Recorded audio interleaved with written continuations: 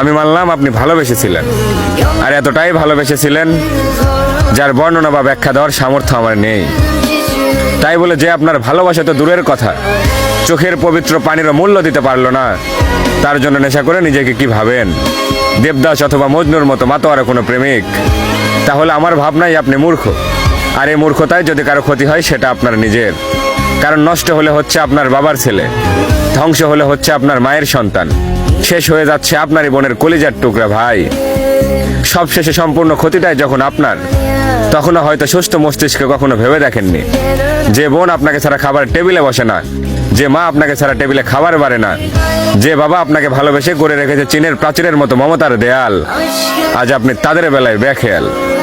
কারণ আপনি নিজেকে হারিয়েছেন এমন এক নারীর মুগ্ধতায়, যে নারী আপনারই ধ্বংসের ওপর সুখের সাম্রাজ্য করতে চায়।